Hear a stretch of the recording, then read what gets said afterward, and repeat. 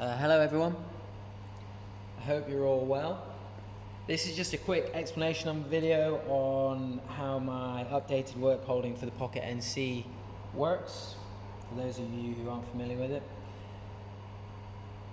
There are two parts to it. The first is this little fixture plate which you mount this dovetail DM12 dovetail fixture to, and the second part is a vise which is sort of similar to the old work holding I used to make for the Pocket NC, in which I'll explain in a bit. So I'll start with this one. If I just bring this up to the camera, you can see it there. You can see it's hollowed out on the reverse.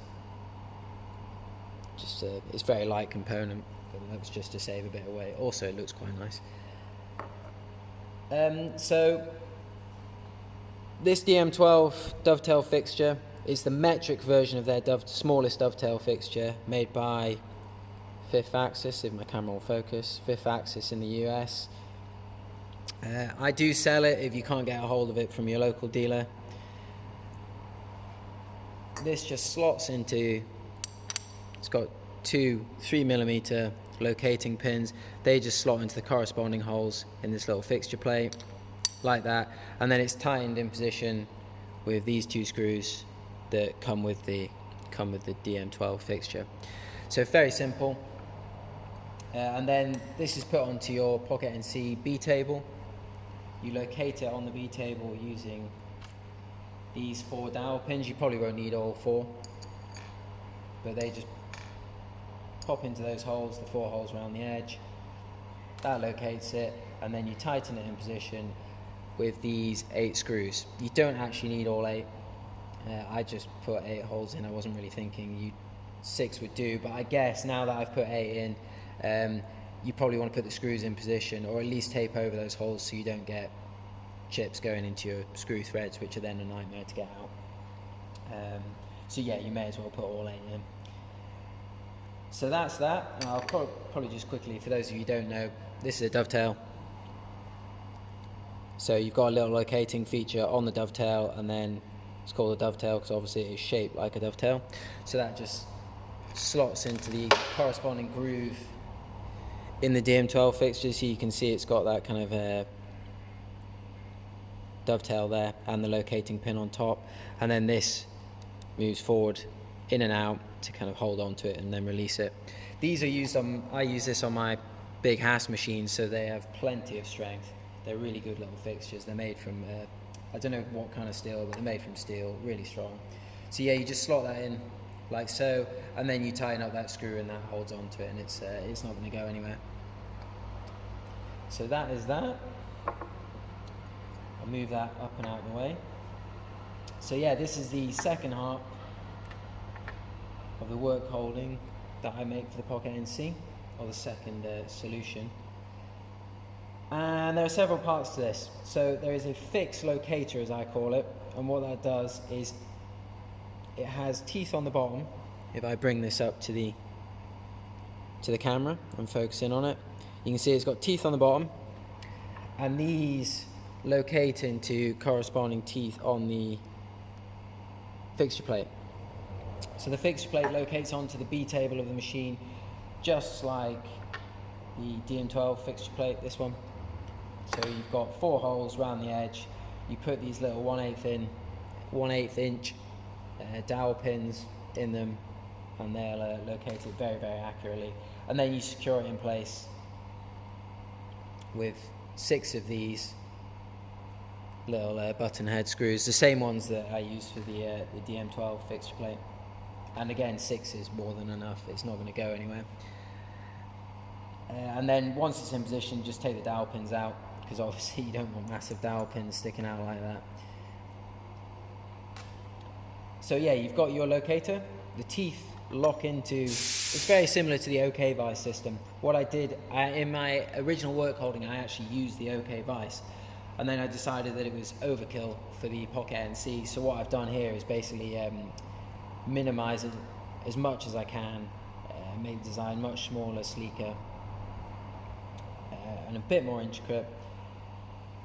And that's allowed me to basically maximize the working envelope you've got on the Pocket NC. So it means you can move these out further than the original design, so you can hold a larger part, and it also means it's much lower profile, so you can, again, as I said earlier, maximise that working envelope above the fixture plate, so your spindle can get in as many areas as possible. My original design was actually a whole fixture plate. This one's updated to just be a single row, because actually it has a lot of gripping force, as you'll see in a moment, so you can hold actually even big parts. My original design was to hold a big part using a couple of clamps, which may still be necessary for some people, but I think for most people this is a cheaper solution that actually has a lot of benefits to it. One of which, as I've just said, is kind of maximising your access, because you can get in from the side, whereas with the whole fixture plate you couldn't. But also, yeah, it's cheaper. Less material involved, less machining involved, so yeah, it's cheaper for you, the end user. Right, so yeah, you've got your locator. The locator has lots of tiny little, what we call knurled teeth, if my camera will focus, on it to bite into stock.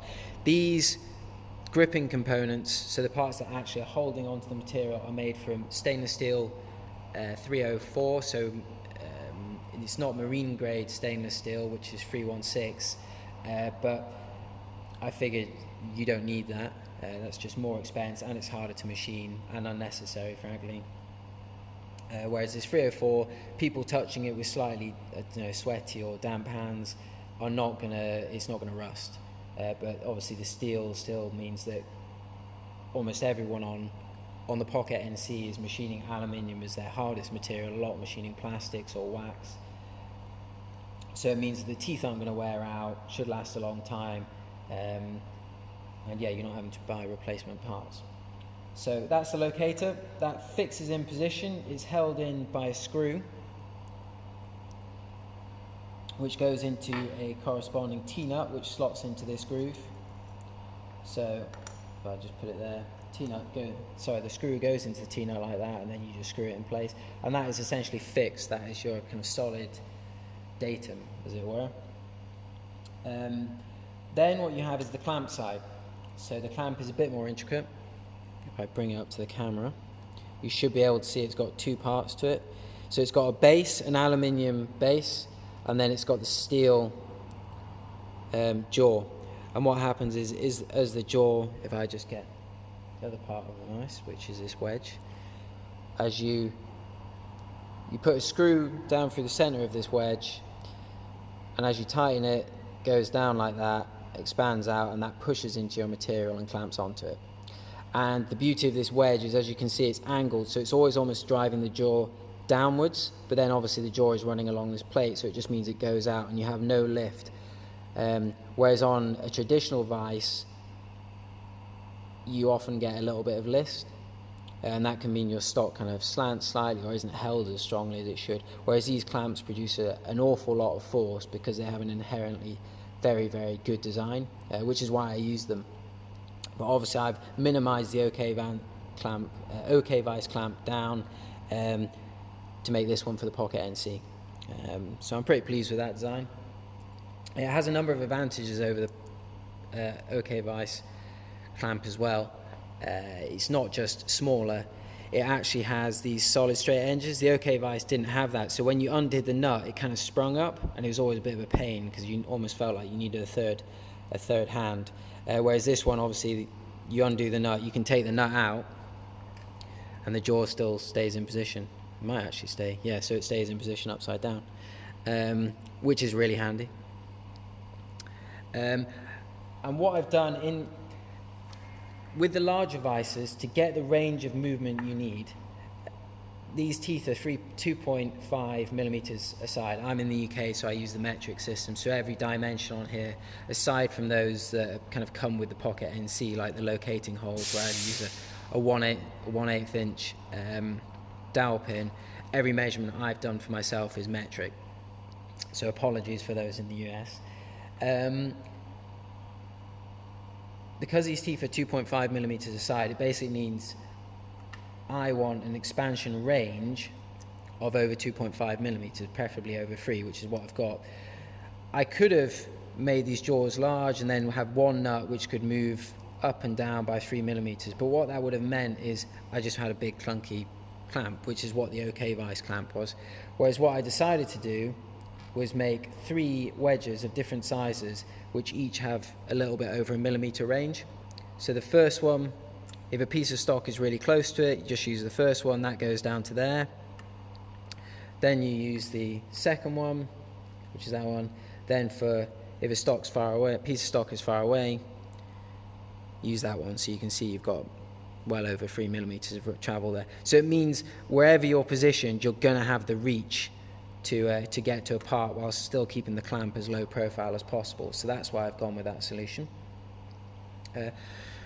So that's the kind of overall principle of design. So I'll show you how to actually set it up now. Rather stupidly, I've got Torx screws. All the Torx are 20, size 20. So I hold and you can tighten it up just using a little key like this. But stupidly, this, if you're looking tight, is a Torx Plus. So it has those larger teeth on it. And those don't go into these, which are Torx. So they have more pointed teeth on them like that. So I'll be using this today. So just bear that in mind when buying this, or you can buy your own replacement screws. I can tell you the measurements for these. I can't remember them off the top of my head. But these 2 screws, this one is slightly longer. I think this is 16 mil length, and I think that's 14, but please don't quote me on that. I'd have to double check. So yeah, just if the T-nut is positioned correctly below, just tighten in like so. Actually, what I'll do, first of all, we'll do it with a real piece of stock. So these are little 3D printed plastic supports. They're basically to stop you scuffing up your plate. There's no point scuffing it up. So just put these roughly in position. They do go slightly under the locator and under the jaw there to kind of keep them wedged in place. So just get your locator roughly in position. If I move that side on, you should be able to see it. So yeah, position your stock wherever you want to position it. Get your locator up as close to it as you can, which for me is about there. Take the stock away, you don't need it there. Plop the T-nut underneath. I'll use that little. Just give it a nudge so the holes are lined up. Get your screw, pop it in. I just hold it on either side like that just to make sure it's obviously parallel to the edges of the fixture plate. You don't need it to be parallel, but why not? I'll show you how tight you can go with this, but really just hand tight is enough. If you've got one of these, you don't really need to crank it on. Just give it a bit of tightness, and that is more than enough to hold it in place. So yeah, that's plenty tight enough. I put the support under it like that. Put the stock back in to roughly get the position of the other side. So that's as close as I can really go. So again, take the stock away, pop that T-nut under.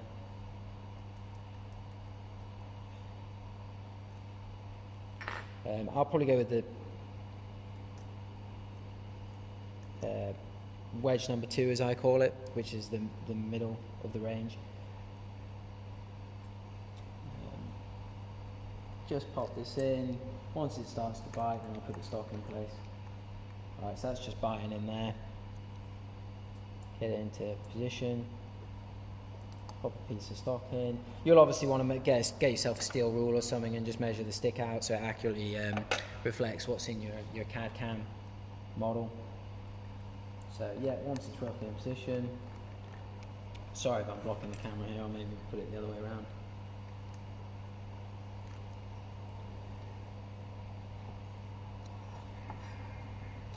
Really tie it on as much as I can, and that is going nowhere, as you can see. Yeah, that provides more than enough clamping force for the pocket NC. I probably could have actually gone slightly smaller with the gripping area, but then I'd have had to make more nuts to obviously compensate for the smaller range of movement. So I figured 3 was a kind of nice range, because if I'm making 4 or 5 or something, it just gets a bit silly, and it obviously increases the cost of the vise. So that is it, holding a piece of stock. Fairly simple. You'll see with the wedge, it's basically centers it, so the jaw is always centering. It's not kind of going off to one side or the other. as I said before, as you undo it like that, that's it, kind of disengaged from the T-nut. See, but you can actually move it forward and backwards. I just go in.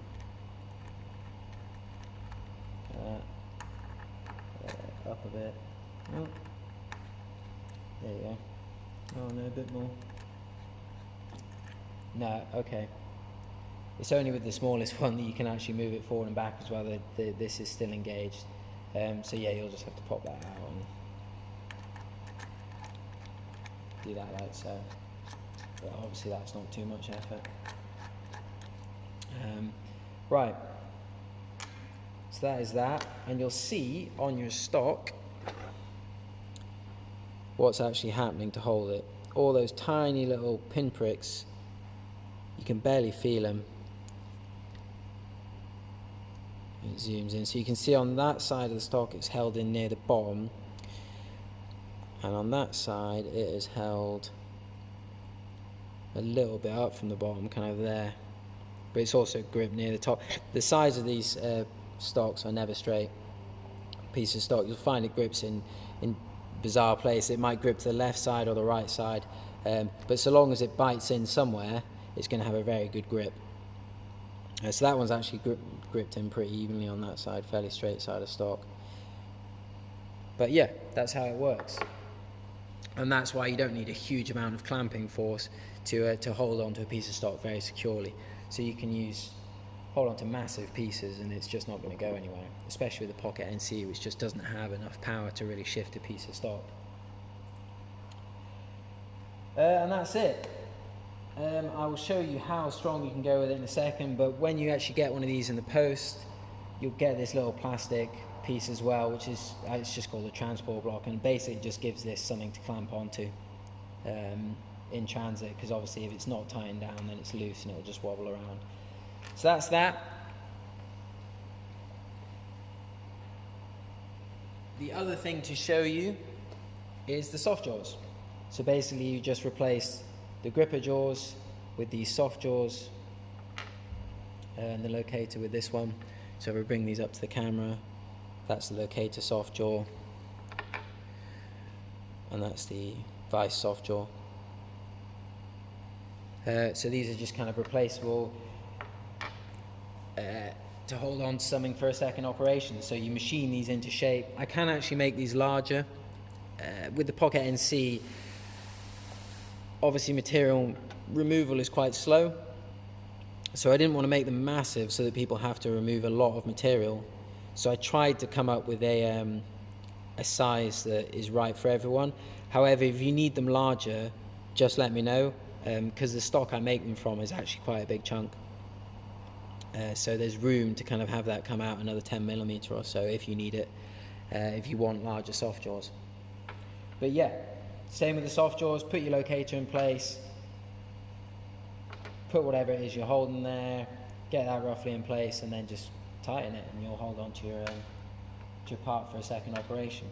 And because this is pretty accurate, this work holding system, what you have here should accurately match what you've got in CAD-CAM, so that when you come in to machine, you can know that you're going to be machining in the right spot, which is quite important for a second operation. I believe a probe is available for the Pocket NC now, but not everyone will be able to afford it.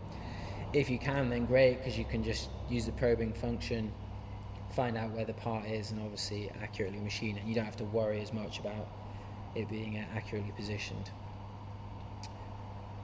In terms of the maximum strength of the gripping strength of the vise, as I just showed you, obviously just hand tightening it grips into a piece of stock more than enough. But I have a Guidor torque screwdriver, really good piece of kit, but quite expensive. You may have a mini torque wrench or something like that. This one goes up to 6. Again, I'm in the UK, so I use Newton meters. So this goes from 1 to 6 Newton meters. I've got it set on 5 here. You can just see it's 5 and 0. You basically move it by turning this. You kind of pull it down and then turn it. And then you just put your whatever it is in the end here. If it will zoom in. There we go, focus.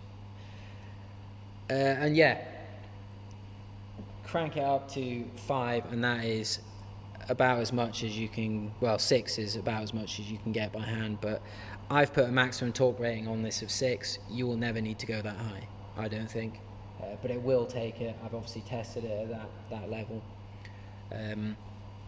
But main thing to watch out for is just make sure you don't get a chip on the inside of your thing, because then obviously a chip in there, it'll it'll scratch it up, and you don't want that, because then you may make it unworkable, and you may have to get some replacement parts.